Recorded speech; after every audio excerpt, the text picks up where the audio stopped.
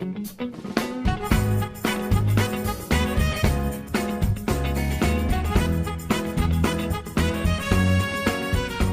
assalamualaikum warahmatullahi wabarakatuh pemirsa. Selamat datang di program Expose Lebih Dekat Lebih Santai. Bertemu lagi dengan saya Yusita dan kali ini kita akan membahas mengenai tema yang cukup menarik.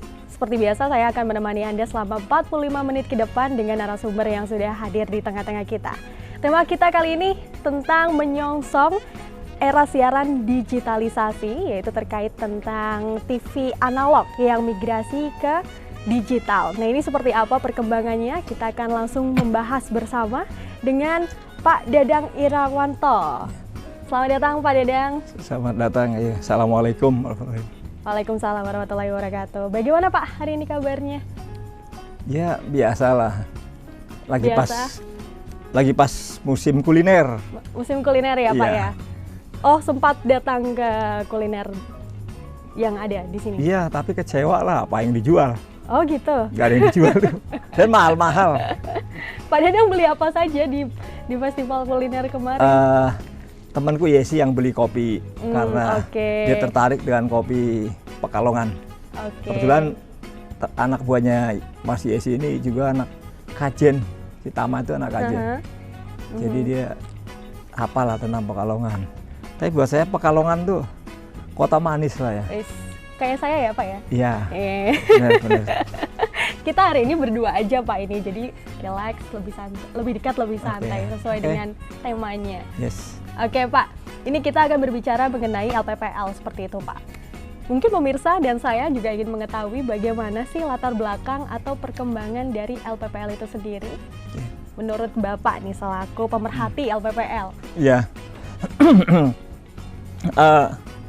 Filosofi dari Undang-Undang 32 tahun 2002 tentang penyiaran itu di situ undang-undang ini memberikan tata cara bagaimana sebaiknya lembaga penyiaran itu memberikan manfaat kepada masyarakat luas khususnya di bidang hiburan, pendidikan dan budaya. Nah, diamanatkan di dalam Undang-Undang 32 ini bahwa lembaga penyiaran itu ada 3 golongan. Oke, ada 3 golongan. Iya.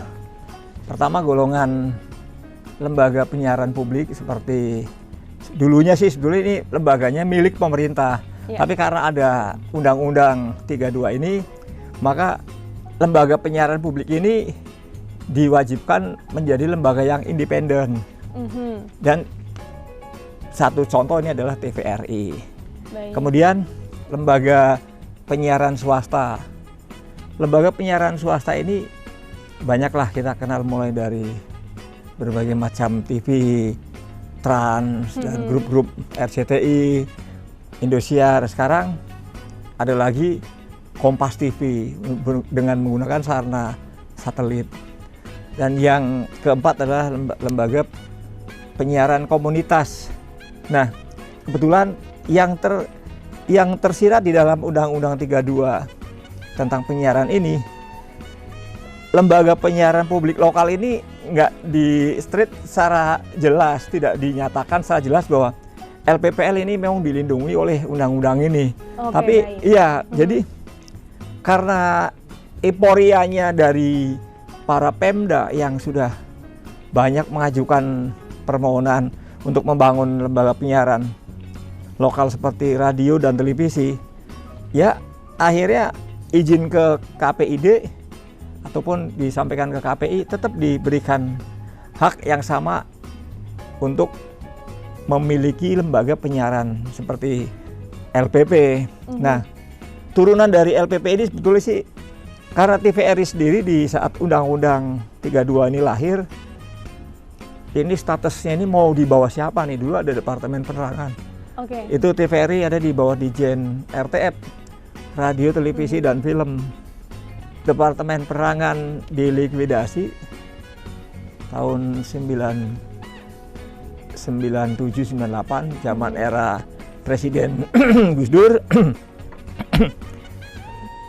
TVRI ini tidak punya LPP. TVRI tidak punya anggaran yang signifikan, anggaran yang bisa dipakai untuk kegiatan-kegiatan TVRI.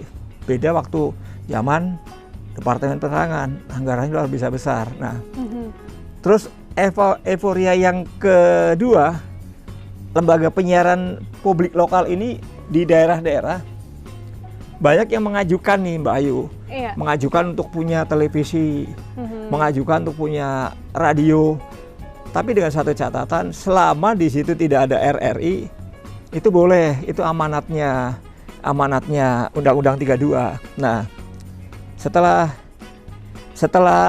sudah diamanatkan seperti itu, otomatis kan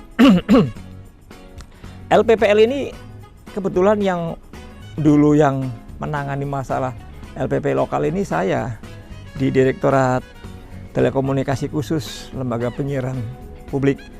Terus ya mulai dari Sabang sampai Merauke itu banyak kan lembaga penyiaran LPP lokal ini tidak payah punya izin, apalagi televisi. Ini baru besar dan ini baru lahir paling di tahun 2009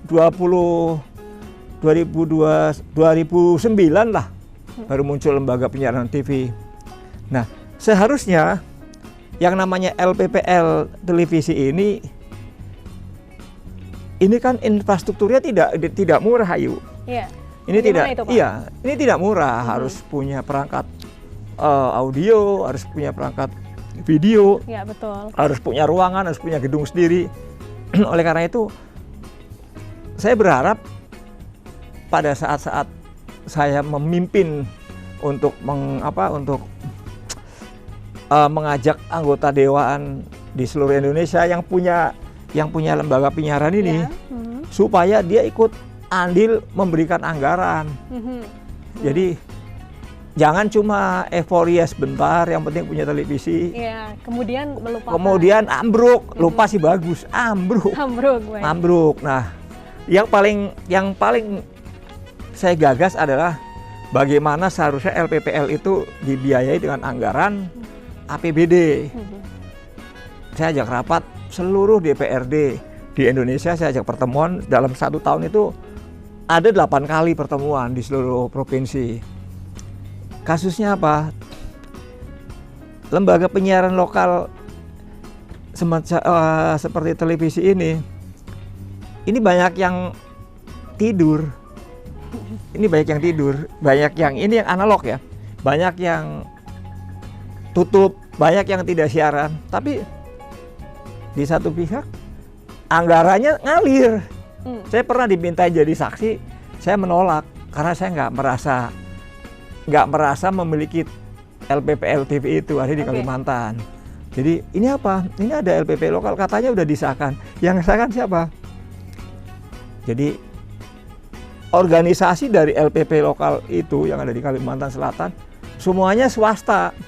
Seharusnya sekretariat itu harus orang yang inisiasi, yang menjembatani anggaran itu muncul. Jadi harus ada PNS-nya lah, harus ada ASN ya. Minimal sekretariat radio. Kalau untuk direktur utamanya boleh dari tokoh masyarakat, boleh dari tokoh agama, dari tokoh pendidikan yang dia mampu menguasai sebuah peradaban tentang penyiaran. Terus ada kendala lagi nih di kabupaten-kabupaten yang punya lembaga penyiaran televisi. Kalau radio nggak begitu besar, tapi kalau LPPL penyiaran ini luar biasa besar kebutuhan anggarannya. Harus punya semacam dewan ya semacam komisionersnya di DPR lah. Jadi ada dewan pengawas yang mengawasi jalannya lembaga penyiaran di Kabupaten A. Saya lihat dari beberapa kabupaten yang punya lembaga penyiaran televisi ini, yang punya dewas hanya beberapa aja, lain-lain enggak. Nah, oleh karena itu saya sih jujur ya, saya senang dengan lembaga penyiaran yang saya inisiasi, yang saya benar-benar saya perhatikan dari anggaran kecil sampai anggaran saya besar. Itu khusus untuk memperhatikan teman-teman yang menggawangi, yang ikut memiliki lembaga penyiaran televisi ini. Saya angkat jempol. Karena di Indonesia saya boleh bangga dengan Batik TV. Batik TV itu sejarahnya luar biasa menyedihkan.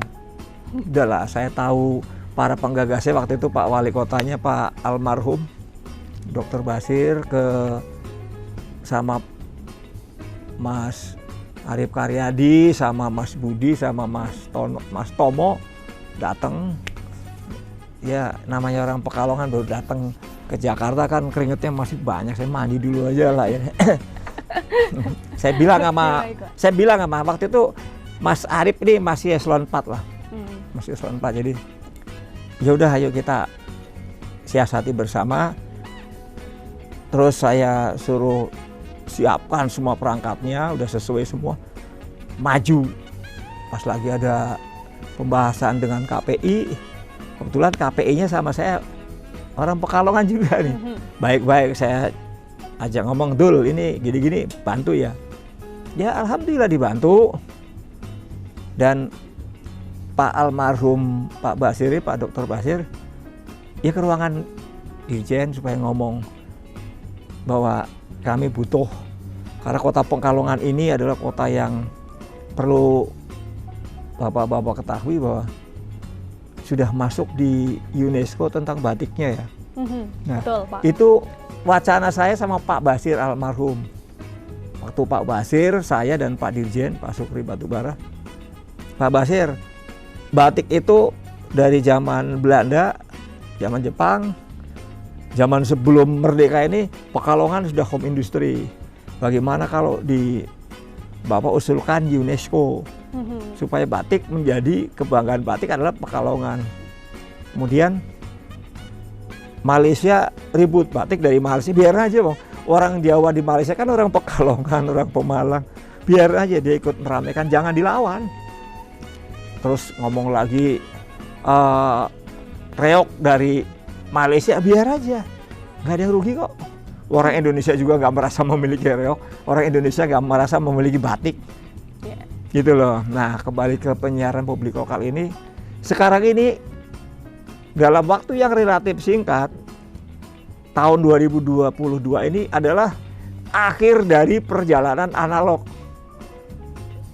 Saya jujur pertama kali saya ketemu di Batik TV, saya tanya nih, Mas, siaran nggak? Saya tanya 3 kali. Kalau jawabnya AU itu berarti nggak siaran. Gitu ya. Kemudian saya tanya sama Singgi, ternyata Batik TV sudah siap dengan digitalisasinya. Alhamdulillah luar biasa. Nah, jadi apa yang bagian dari saya ikut menggagas Batik TV ini sama teman-teman di pejabat-pejabat di Pekalongan,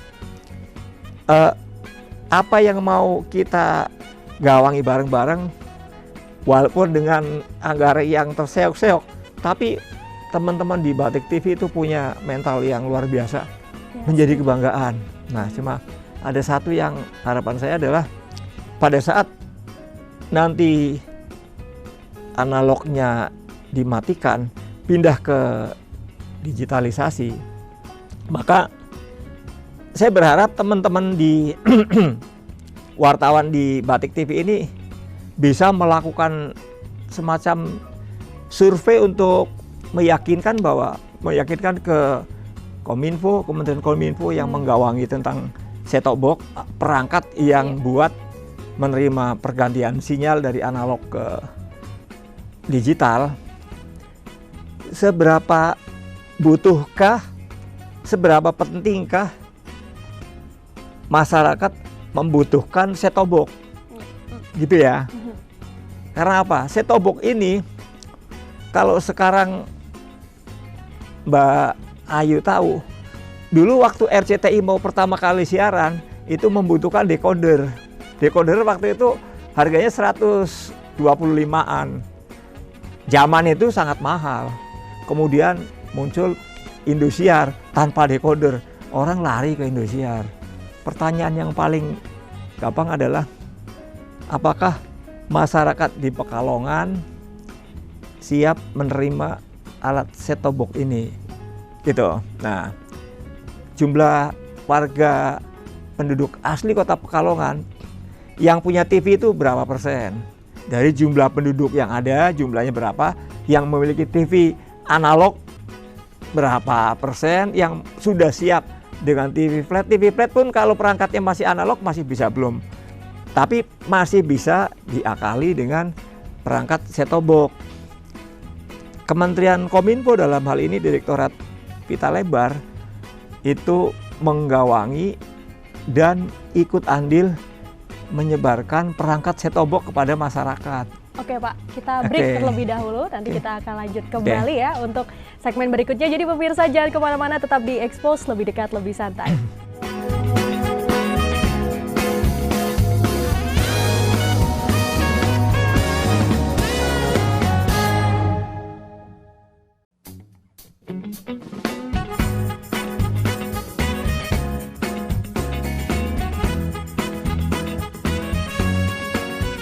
Ya pemirsa, kita kembali lagi di Expose dan tentunya masih dengan narasumber yang luar biasa, Pak Dadang. Iya, kita bertemu kembali nih Pak di segmen 2.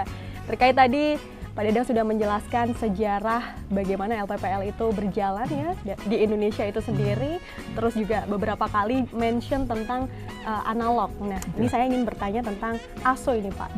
Realisasinya seperti apa? Jadinya kapan? Silakan. Ini kan sudah amanat undang-undang ya, bahwa analog switch off atau yang sering kita dengar ASO ini akan di-declare pada tanggal 2 November 2022. Jadi ya tinggal ngitung hari lah. Kalau sekarang tanggal 13 menuju ke tanggal 2 November itu bukan waktu yang relatif lama, tapi relatif singkat. Nah, persoalan yang saat ini dihadapi oleh LPPL, saya belum merasa yakin ya LPPL yang ada di Indonesia semua udah siap dengan perangkat digitalisasi, yang udah memiliki perangkat digital. Karena apa? Itu, Pak? Iya, kembali ke persoalan anggaran. Makanya saya sih waktu saya masih aktif, saya selalu mengajak ngomong sama anggota dewan yang saya lakukan pertemuan rutin, bahkan saya undang ke Jakarta hanya untuk concern agar anggota dewan khusus yang membidangi anggaran di Kominfo itu memberikan anggaran pada LPPL, penyiaran khususnya. Dan pada saat itu sekarang jadi Ibu Sekjen nih di Kominfo, Ibu Mira Tayyiba, dulu orang Bappenas. Saya ngobrol sama, bahkan saya jadikan narasumber Bu Mira Tayyiba, bagaimana LPPL bisa digawangi anggarannya lewat Bappenas, karena biar bagaimanapun LPPL ini dibutuhkan di masyarakat. Nah, terkait dengan berhentinya atau analog switch off-nya pada tanggal 2 November ini, mudah-mudahan LPPL yang sudah memiliki izin ISR ke Kominfo itu mereka sudah siap dengan perangkat digitalnya. Yang kedua, kesadaran di pihak anggota dewan itu mau memberikan, meloloskan, bahkan memberi anggaran untuk perangkat-perangkat ataupun anggaran yang dibutuhkan oleh lembaga penyiaran. Dan yang ketiga yang tidak kalah penting adalah LPPL dalam menghadapi situasi yang teknologi yang sudah nggak bisa diungkit-ungkit lagi, untuk dimundurkan lagi, karena biar bagaimanapun Indonesia itu negeri yang tertinggal, yang seharusnya udah mati duluan. Di negeri Malaysia saja digital udah lari duluan kok. Padahal ahli-ahlinya Malaysia itu semua dari Indonesia kebanyakan. Nah, dengan adanya switch off-nya TV analog, maka harapan saya cuma satu. Mudah-mudahan pemerintah secara terus-menerus memberikan semacam pemahaman, memberikan bantuan berupa perangkat set-top box supaya masyarakat yang tidak punya televisi dengan sistem masih analog, kemudian diberikan perangkat set-top box, masih bisa menikmati televisi digital gitu ya Ayu ya. Karena biar bagaimanapun jangan karena ada ASO ini kemudian masyarakat menjadi tidak bisa menonton, masyarakat menjadi memiliki beban yang luar biasa beratnya karena TV-nya sudah nggak bisa dilihat, TV-nya tidak bisa disaksikan, tidak bisa ditonton, sehingga masyarakat saya yakin lah pasti mereka akan mengadakan protes. Kalau yang tidak paham ya protes ke kantor wali kota. Kalau yang paham ya protes ke TVRI ataupun protes ke lembaga penyiaran ataupun ke Kominfo di Kominfo kabupaten atau kota. Oleh karena itu saya berharap sekali mudah-mudahan saat ini teman-teman di Direktorat Pita Lebar tuh lagi giat-giatnya membagi perangkat set-top box karena perangkat ini ada juga yang dihasilkan dari luar negeri dengan muatan TKDN-nya. Ada muatan dalam negerinya. Dan ini sekali lagi ya, pemberian perangkat menggunakan anggaran APBN.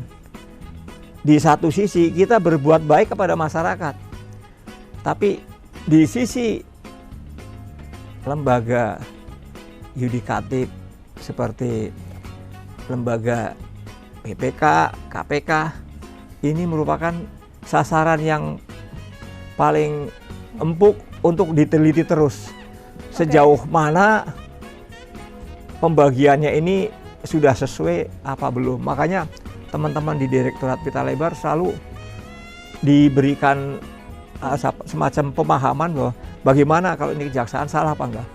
Karena kita berbuat baik di mata para penegak hukum tidak sebaik apa yang kita berikan.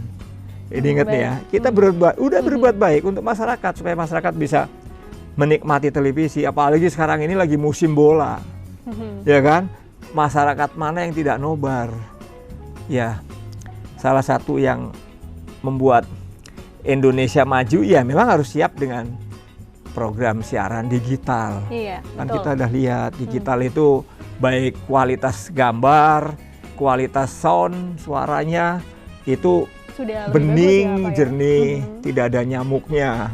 Kecuali rumahnya itu sendiri di bawahnya banyak nyamuk, itu urusan bagian tata kota lah, kebersihan. Gitu Mbak Ayu. Baik, Pak, terkait dengan kesiapan lembaga penyiaran menghadapi migrasi ini, khususnya untuk LPPL ini seperti apa, Pak? Nah, saya sekali lagi, saya tidak bosan-bosannya nih sebagai orang yang konsen terhadap lembaga penyiaran lokal, khususnya di penyiaran televisi.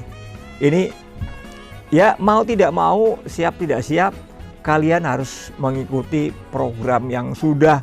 Ini kan bukan programnya Kominfo, ini programnya ITU, program dunia. Bahwa televisi sekarang ini sudah menjadi kewajiban sudah dengan sistem digital. Nah, kemudian kalau lembaga penyiaran lokal televisi belum siap, ya itu urusan KPI ataupun urusan dari Dirjen SDPPI yang mengatur tentang frekuensinya supaya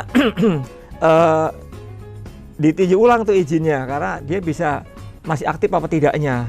Yang paling penting adalah lembaga penyiaran publik lokal ini khususnya di televisi ini kan bisa memakai ataupun bisa berkolaborasi dengan induk semangnya LPP TVRI. Kalau Pekalongan punya jaringan kolaborasi dengan lembaga penyiaran TVRI, maka ini diharapkan kolaborasi ini bisa berjalan, bisa untuk mengantisipasi kekurangan set-top box tadi. Karena TVRI udah digital semua, sehingga kalau LPPL, yang saya banggakan ya LPPL TV Batik ini sudah digital. Yang menjadi pertanyaan saya mulai dari Sabang sampai Papua, saya belum yakin. Karena saya belum kontak teman-teman yang mengurusi ini apakah masih jalan.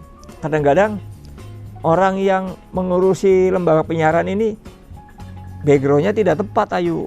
Oke. Bener, ini yang Seperti jadi apa kendala itu, Pak? juga. Nah, oleh karena itu, kalau kalian kesusahan untuk tidak bisa menerima dengan digital, maka berkolaborasilah dengan TVRI. Karena TVRI udah siap. Intinya cuma satu kok, kerjasama. Bidang pendanaan itu pun nggak besar-besar amat. TVRI tidak, iya, kolaborasi itu hal yang wajar.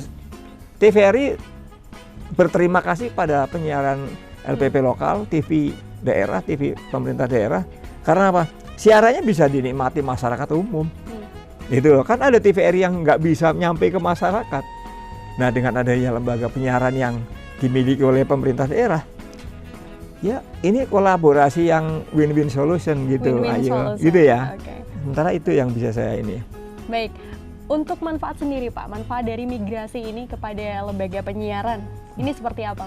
Ya, kalau soal manfaat ya, teknologi yang harus dipakai itu ya bermanfaat.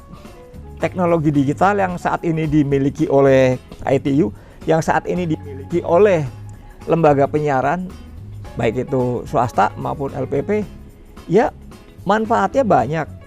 Pertama, TVRI bisa menggendong TV-TV lokal, TV-TV sekarang ini paling simpel, orang dengan HP yang sudah siap, Android yang sudah siap, ada kameranya, ada perangkat untuk bisa ditonton, itu bisa berikan konten kok. Terus bisa beli slot, TVRI slotnya banyak. Nah, kalau sudah memiliki itu semua, sudah memakai terapan digitalisasi, nggak ada yang susah. Yang penting koordinasi, kerja bareng nih, bukan bareng-bareng kerja ya, kerja bareng. Kerja bareng sama bareng-bareng kerja beda. Bareng-bareng kerja, yang sana udah maju, sini belum kan nggak bisa kerja. Tapi kalau kerja bareng, saya akan bantu di sisi ini. Nah, semoga saja sih orang-orang yang membidangi penyiaran televisi khususnya di Pemda ini, semua memahami kondisi seperti ini. Kalau saya bersyukur di Batik TV ini kan dekat dengan ibu kota. Iya. Coba ayo pikir yang ada di Biak TV itu punya LPPL kabupaten. Itu di mana itu, Pak? Ada di Papua. Di Papua. Ya, di Burung itu. Nah, itu Biak Numpor sama Biak Sufiori itu punya LPP. Terus di Kabupaten Tapin. Ya, Tapin Kalimantan Selatan ada.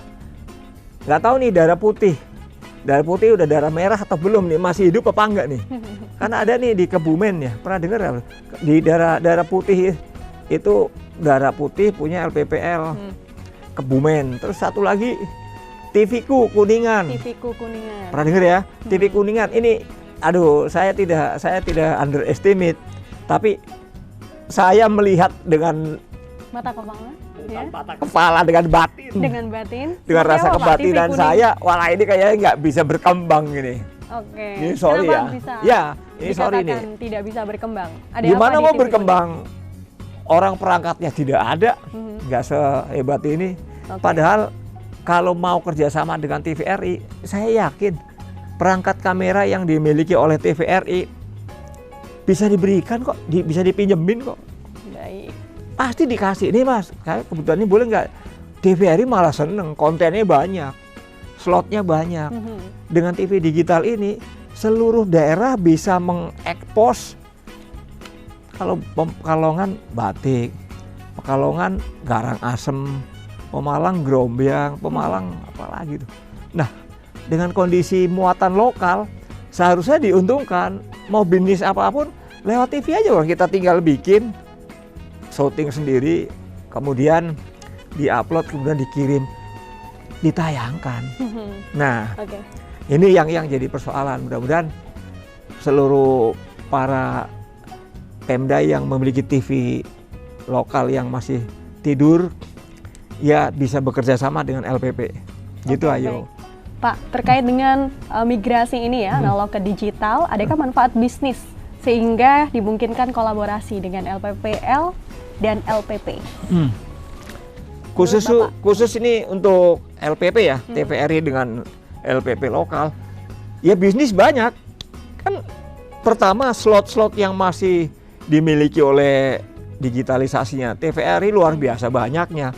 Mau ngambil yang sisi bisnis, mau ngambil yang sisi budaya, mau yang ngambil sisi pendidikan, itu terbagi semua. Ini enaknya gitu.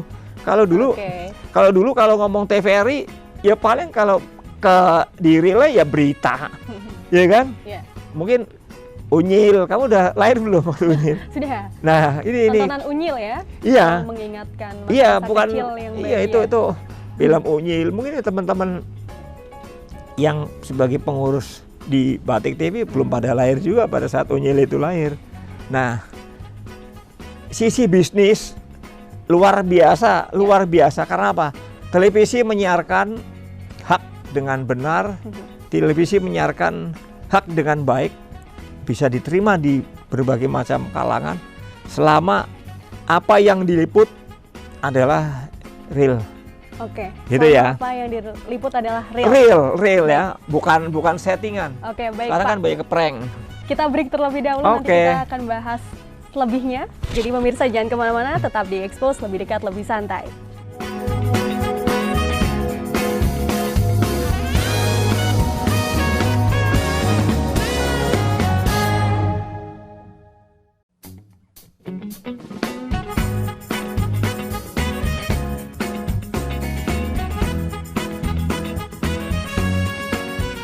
Ya pemirsa, Anda masih bersama kami di Expose, lebih dekat, lebih santai, dan tentunya masih bersama dengan Pak Dedang. Halo Pak Dedang. Halo masih juga, semangat ya Pak ya? Masih lah. Pak. Oke, semangat baik. Untuk LPPL. Oke, baik. Semangat untuk LPPL. Pak, terkait tentang kesiapan masyarakat ini Pak dalam menghadapi migrasi ini seperti apa Pak Dedang? Menurut Bapak selaku pemerhati LPPL. Oke. Tingkat strata perekonomian kehidupan masyarakat di Indonesia itu beraneka ragam. Ada yang tidak peduli dengan pembagian ataupun free-nya Kominfo memberikan set-top box, ataupun lembaga penyiaran swasta memberikan set-top box. Ada yang peduli. Nah, yang menjadi kendala adalah ketika masyarakat yang benar-benar butuh, tapi dari pihak Kementerian Kominfo tidak bisa merealisasikan apa yang dibutuhkan oleh masyarakat. Mengapa, Pak? Satu contoh, input data itu bisa saja salah. Yang input kan orang. Pada saat menginput yang harus sebetulnya kebutuhan masyarakat terhadap set-top box ini 50%, dikasihnya hanya di bawah 10% ataupun di bawah 20%. Yang 30% pasti akan menjadi titik keributan, titik ketidakpercayaan, bahkan menjadi titik buat masyarakat tidak percaya pada pemerintah.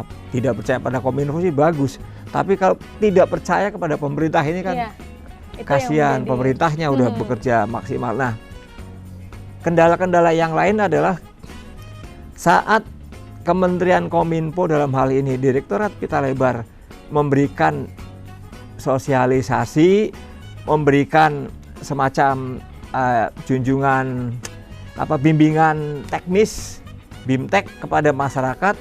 Ini seharusnya BIMTEK ini ditujukan bukan kepada orang-orang pemerintah daerah, tapi ditujukan kepada para kepala desa supaya hadir ikut menjembatani bahwa program set-top box ini menjadi bagian dari kebutuhan masyarakat desa. Karena setiap data yang ada di kementerian, saya percayalah bahwa data itu akan berbeda-beda. Betul, Pak. Jadi pada saat ditanya di mana ada kota yang kotamu miskin, wah wali kotanya gengsi, bupatinya gengsi, nggak ada yang miskin. Ini ada anggaran kemiskinan ini setiap tahun, Mbak, sekian T. Wali kotanya melupakan gengsinya, bupatinya melupakan gengsinya, aja ngejar yang T itu tadi.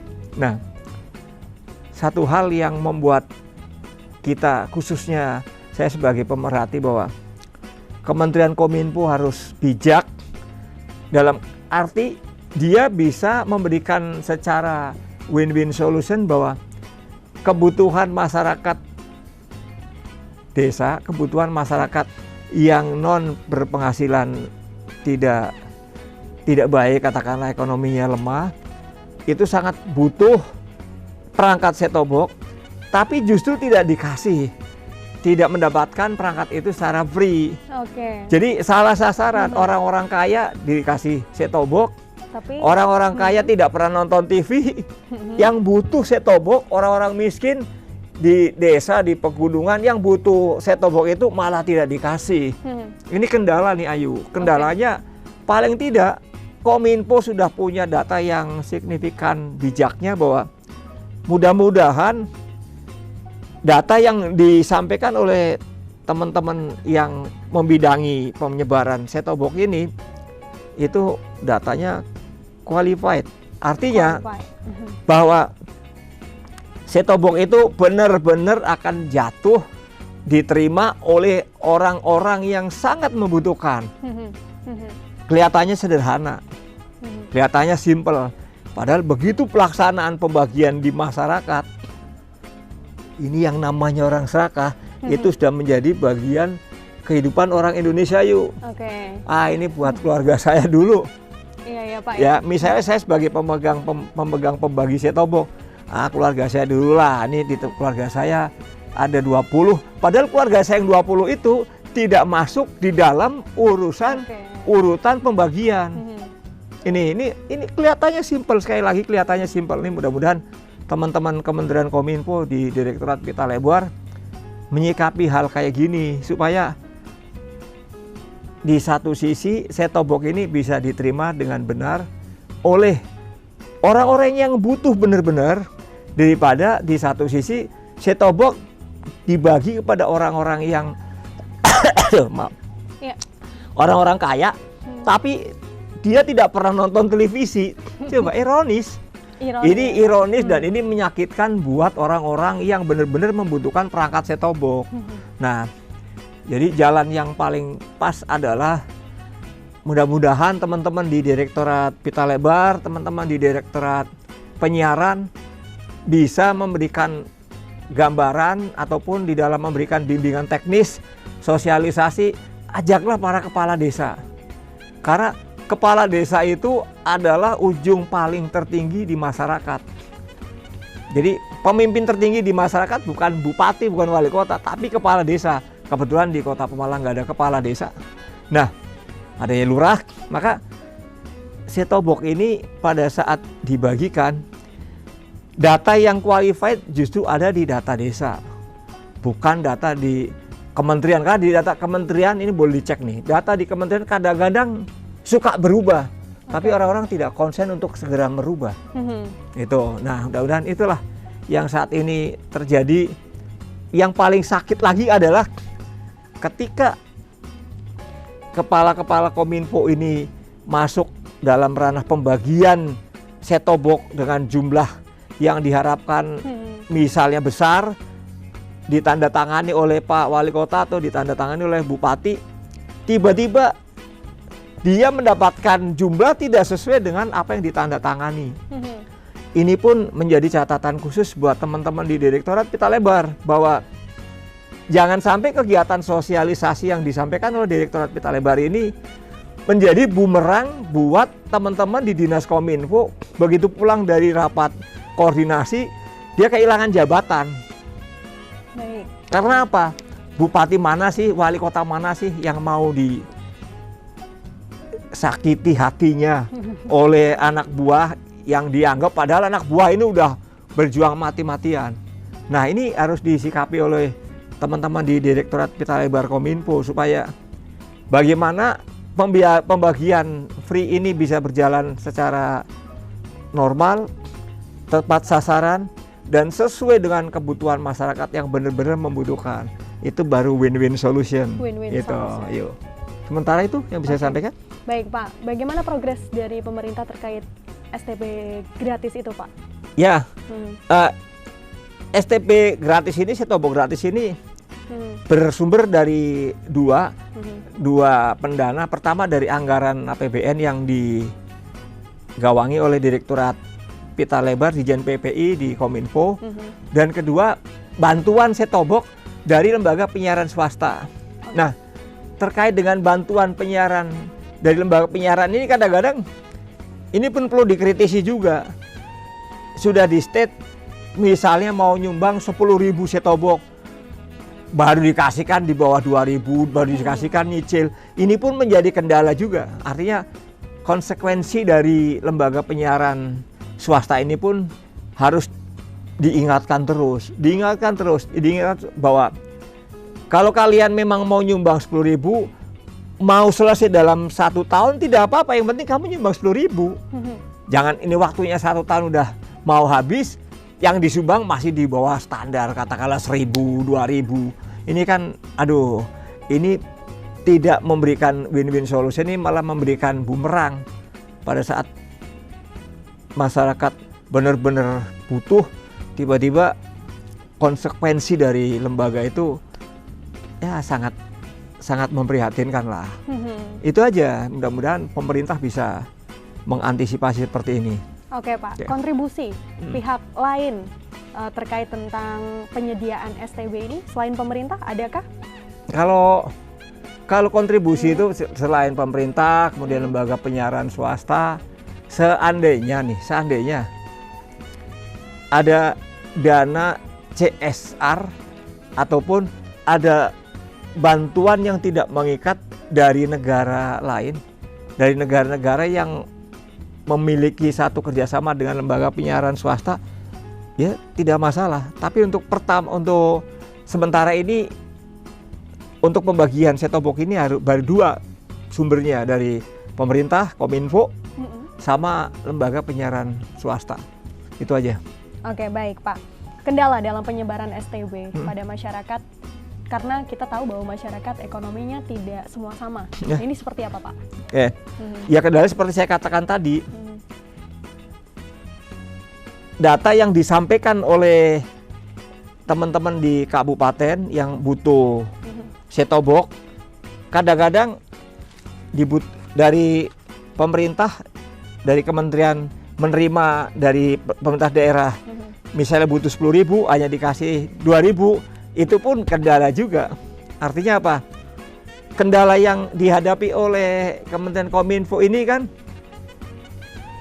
sampai saat ini Kominfo sedang berusaha sekuat mungkin, semaksimal mungkin untuk mencukupi kebutuhan dari set-top box. Kebutuhan set-top box itu tidak segampang tangan dibalikin.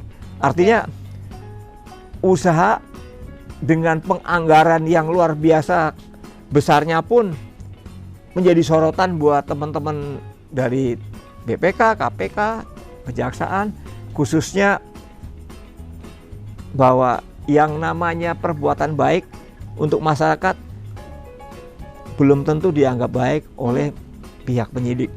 Itu kendala juga. Ya, kendala yang paling menyakitkan adalah ketika set-top box ini jatuh pada orang yang tidak butuh. Ya, itu kendala. Jadi set-top box ini jatuh ataupun diterima oleh orang yang tidak butuh. Tidak membutuhkan. Tidak membutuhkan. Tidak membutuhkan sama sekali. Ini apa nih? Cuma disimpan aja. Buat ganjel kulkas lah, padahal di satu sisi masyarakat yang lain pun sangat membutuhkan. Ini apa Kominfo ngerti nih kondisi seperti ini? Saya yakin nggak akan ngerti. Kominfo hanya menyerahkan nih untuk kabupaten A, ini untuk kabupaten B. Apa Kominfo mau ngikutin terus nih, Pak? Sudah tepat belum? Enggak. Kominfo memberikan bantuan secara cuma-cuma kepada pemerintah daerah yang memang sudah ditulis di dalam data kebutuhannya ada sekian. Kalau misalnya kurang, berarti ada salah di dalam koordinasi. Itu yang harus ditindaklanjuti dan itu yang harus disikapi, Ayu. Oke, baik Pak. Sosialisasi terkait Migrasi TV, ini bagaimana Pak prosesnya? Apa yang sudah dijalankan? Sosialisasi yang dijalankan oleh Direktorat Penyiaran di Dijen PPI, Penyelenggaraan Pos dan Informatika, itu bagaimana mengajak, ini kan edukasi nih, bagaimana mengedukasi masyarakat supaya memahami bahwa tidak semua di rumah televisi itu bisa menerima dengan sistem digital. Karena perangkatnya masih model lama, masih analog. Jadi ya inilah sosialisasi ini terus dilakukan. Bahkan dalam 1 tahun ini mungkin ada 8 sampai 12 kali. Karena setiap tahun, setiap 1 tahun ini ada 12 kali di 12 provinsi. Nah, di 12 provinsi ini kan ada bagian-bagiannya. Nah, mudah-mudahan kalau saya sih punya solusi, kalau pemerintah daerah yang punya TV lokal, manfaatkan sarana perangkat satelit. Perangkat satelit itu dia tidak membutuhkan set-top box. Perangkat satelit itu tidak membutuhkan perangkat-perangkat yang rumit. Dan satelit tidak nabrak-nabrak frekuensinya yang ada di operator atau yang ada di lembaga penyiaran swasta. Nyaman lah sudah. Mudah-mudahan kalau untuk bahas operator satelit dengan televisi, ya di lain hari lah kita bahas itu. Oke, itu ya, dicatat ya. Ya. Pak, 1 menit terakhir, apa pesan dan harapan yang ingin Bapak sampaikan terkait dengan LPPL dan lembaga penyiaran khususnya dalam kasus migrasi TV ini, Pak? Oke. Dipersilakan.